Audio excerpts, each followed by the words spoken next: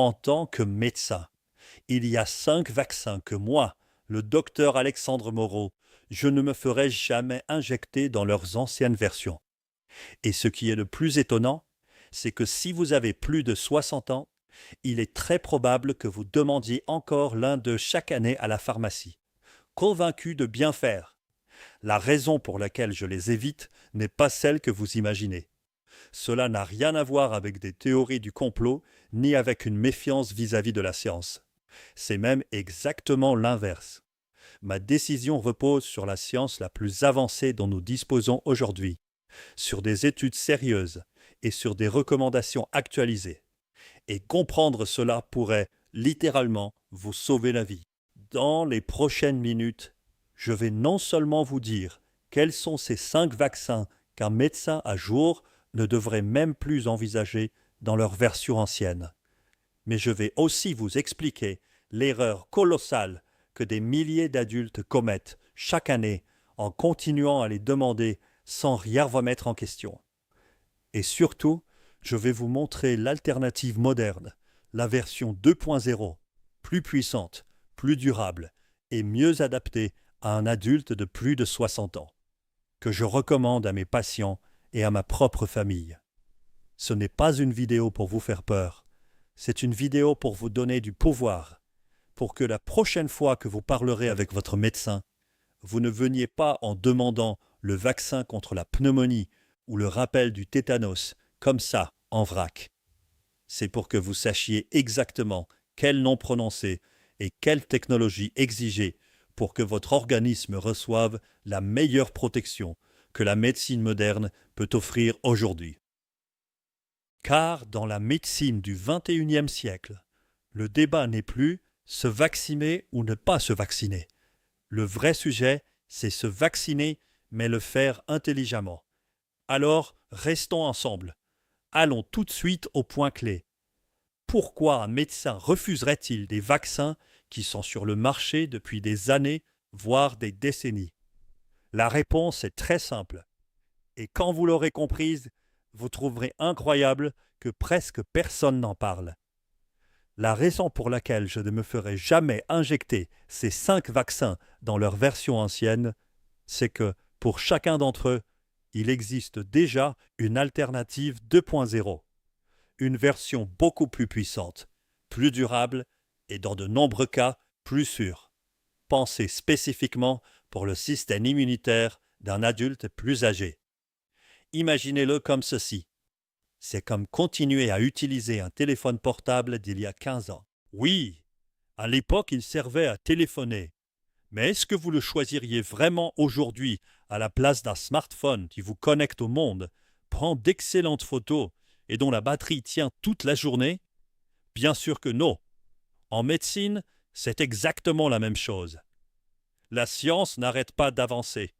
Et beaucoup de vaccins qui étaient ce qu'il y avait de mieux il y a 10 ans ont été dépassés par de nouvelles technologies qui offrent une protection beaucoup plus complète. Le problème, c'est que beaucoup de patients, et même certains systèmes de santé, par inertie, par habitude ou par manque d'information, continuent de proposer et d'accepter l'ancienne version. Et l'erreur fatale, c'est de dire oui sans poser de questions, en pensant qu'un vaccin, c'est un vaccin, et qu'ils se valent tous. Mais la différence entre l'ancien et le moderne peut être littéralement la différence entre passer un hiver tranquille ou finir sur un lit d'hôpital.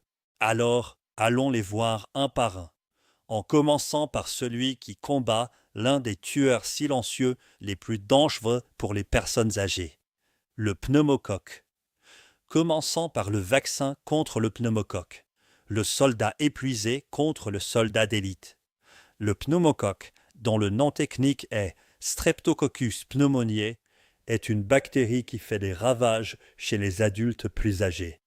Il ne provoque pas seulement des pneumonies, qui sont l'une des principales causes d'hospitalisation et de décès chez les seniors, mais aussi des méningites, des infections très graves du cerveau et des septicémies, une réaction inflammatoire générale qui peut être mortelle en quelques heures. Pendant de nombreuses années, notre arme principale a été le vaccin PPSV 23, connu commercialement sous le nom de Pneumovax 23. Si vous avez déjà reçu le vaccin contre la pneumonie, il y a de grandes chances que ce soit celui-là. Le chiffre 23 signifie qu'il protège contre 23 types différents de la bactérie. Et cela semble très bien, car on pourrait croire que plus il y en a, mieux c'est, n'est-ce pas? Mais voici le piège. Le problème n'est pas le nombre de types couverts.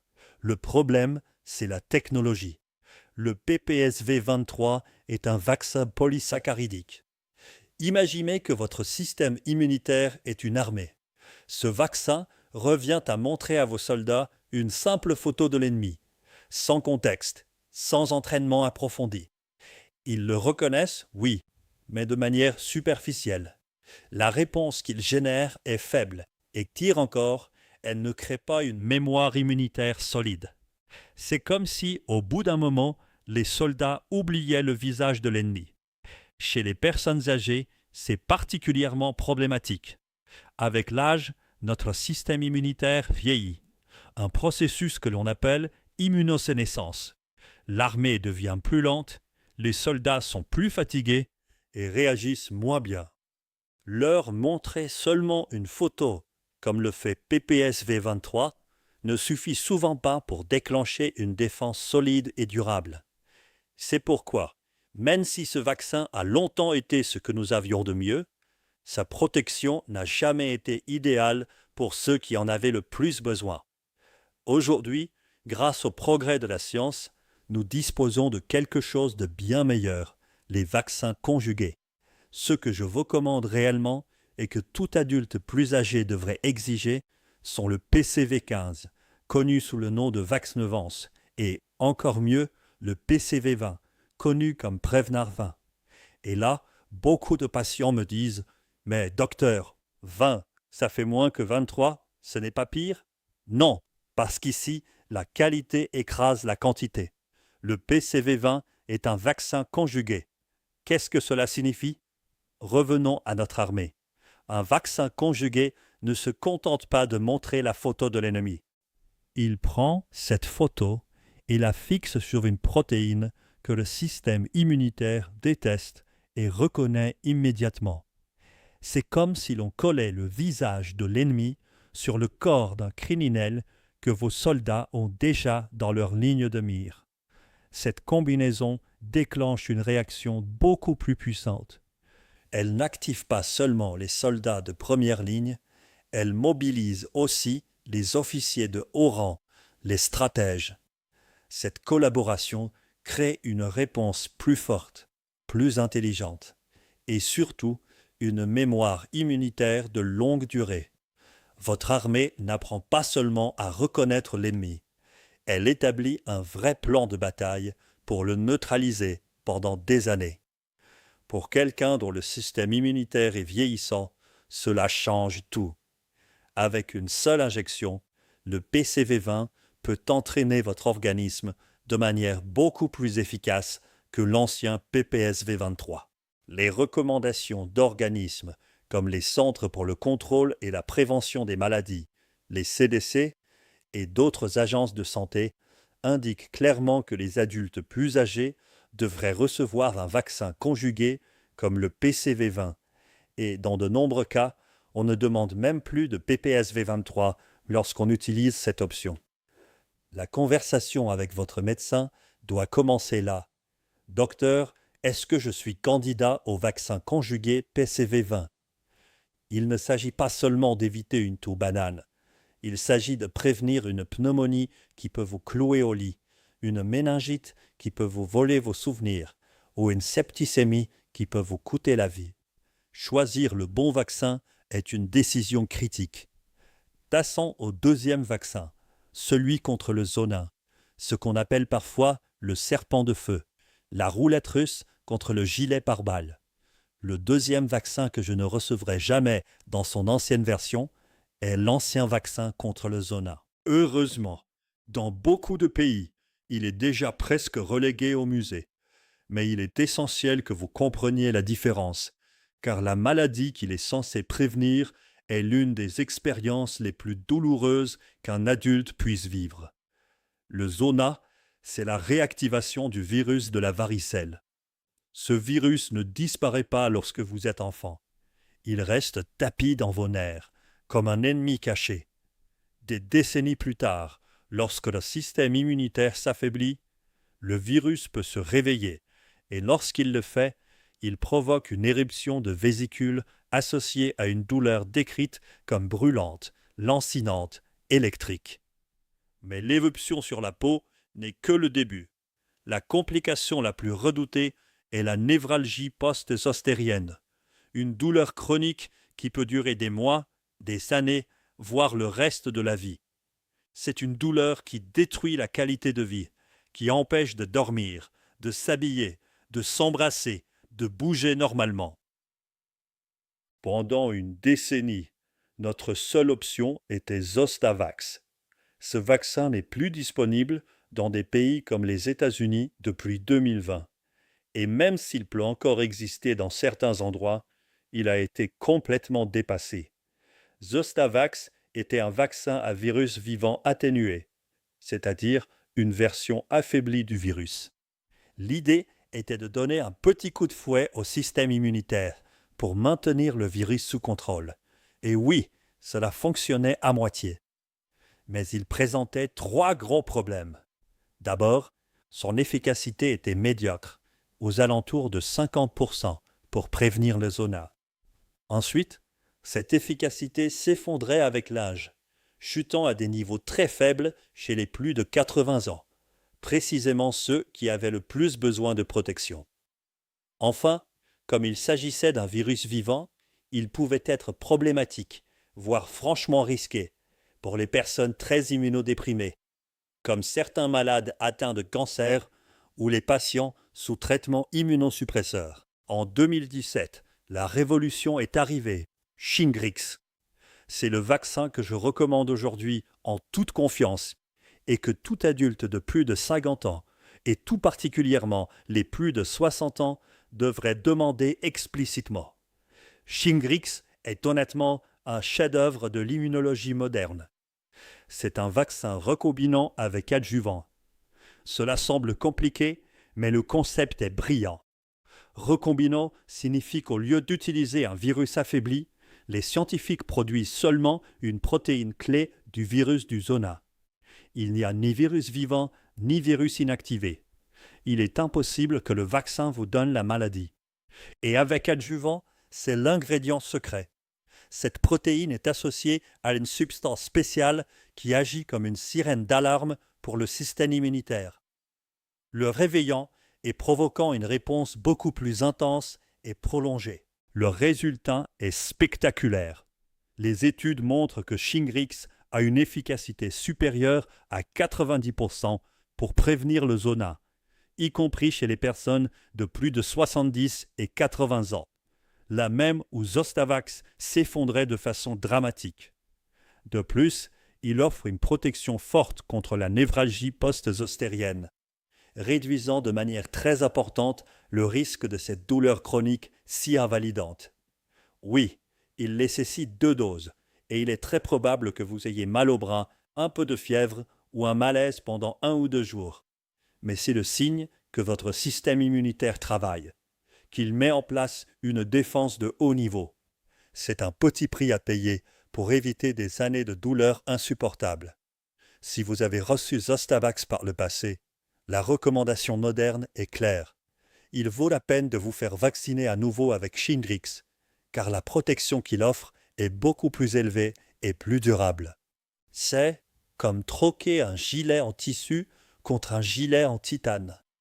Passons au 3e vaccin, le vaccin contre la grippe, le soldat de base contre les forces spéciales. Chaque automne, nous voyons la même campagne. Faites-vous vacciner contre la grippe. Et ici, nous tombons sur un exemple très subtil, mais extrêmement important. Beaucoup de gens pensent que la grippe n'est qu'un gros rhume, mais pour un adulte plus âgé, elle peut être dévastatrice. Elle affaiblit l'organisme, vous rend vulnérable aux pneumonies bactériennes et augmente de façon significative le risque d'infarctus ou d'accident vasculaire cérébral dans les semaines qui suivent l'infection. En réalité, Une grande partie des décès liés à la grippe chaque année survient chez des personnes de 65 ans ou plus. Lorsque vous allez à la pharmacie et que vous demandez le vaccin contre la grippe, le plus fréquent est qu'on vous propose le vaccin à dose standard. C'est un bon vaccin pour quelqu'un de jeune et en bonne santé, 25, 30, 40 ans. Mais pour une personne de plus de 65 ans, c'est souvent une chance gâchée. Pourquoi? De nouveau à cause de l'immunosénescence, le vieillissement du système immunitaire. Chez un jeune, la dose standard déclenche une réponse robuste. Chez un adulte de 75 ans, cette même dose peut ne générer qu'une protection moyenne. C'est un peu comme envoyer un soldat simple avec un équipement minimal dans une mission à haut risque. C'est mieux que rien, oui, mais ce n'est pas la meilleure stratégie quand ce qui est en jeu, c'est votre vie. Heureusement, là aussi la science a progressé et a développé des vaccins contre la grippe conçus spécifiquement pour les adultes plus âgés. Les autorités sanitaires recommandent de manière préférentielle ces vaccins améliorés pour les personnes de 65 ans et plus. En gros, il existe deux grands types. Le premier est le vaccin à forte dose, connu dans de nombreux pays sous le nom de Fluzone High Dose ou un équivalent local. L'idée est simple. Si une quantité d'antigènes ne suffit pas, on en utilise davantage. Ce vaccin contient environ 4 fois plus d'antigènes, c'est-à-dire la partie du vaccin qui entraîne le système immunitaire. C'est comme envoyer 4 bataillons au lieu d'un seul sur le champ de bataille, ce qui provoque une réponse beaucoup plus forte. Le second type est le vaccin avec adjuvant, comme Fluad. Au lieu d'augmenter la quantité d'antigènes, on ajoute un adjuvant, cette fameuse sirène d'alarme dont je vous ai déjà parlé. Cet adjuvant réveille le système immunitaire vieillissant et le pousse à réagir avec davantage de vigueur. C'est comme ajouter un commandant des forces spéciales pour diriger l'offensive. Les deux options se sont révélées supérieures au vaccin standard pour protéger les personnes âgées, en réduisant davantage les hospitalisations et les complications graves. Donc, si vous avez plus de 65 ans, la prochaine fois, ne vous contentez pas du premier vaccin venu. Demandez spécifiquement: avez-vous un vaccin contre la grippe à forte dose ou avec adjuvant pour les plus de 65 ans? Vous avez le droit d'exiger la meilleure protection. Le quatrième vaccin, c'est le rappel contre le tétanos, le bouclier incomplet contre l'armure complète. Cette histoire est très chargée d'émotions, parce qu'elle montre qu'une décision de vaccination ne vous concerne pas seulement vous, mais aussi les plus petits et les plus vulnérables de votre famille.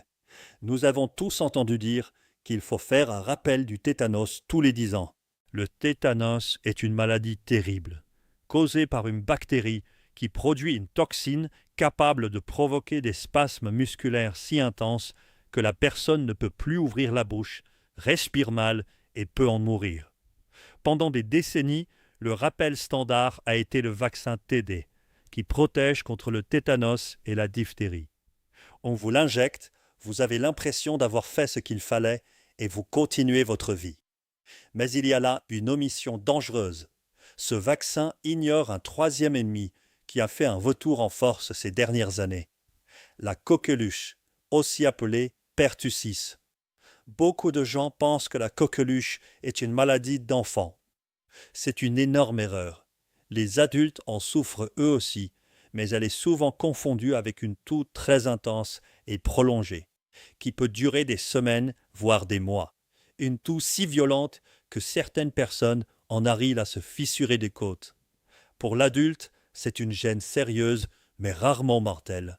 Le problème, c'est que les adultes, surtout les grands-parents, sont devenus l'une des principales sources de contagion pour les nouveau-nés. Imaginez une scène que j'ai vue plus d'une fois comme médecin.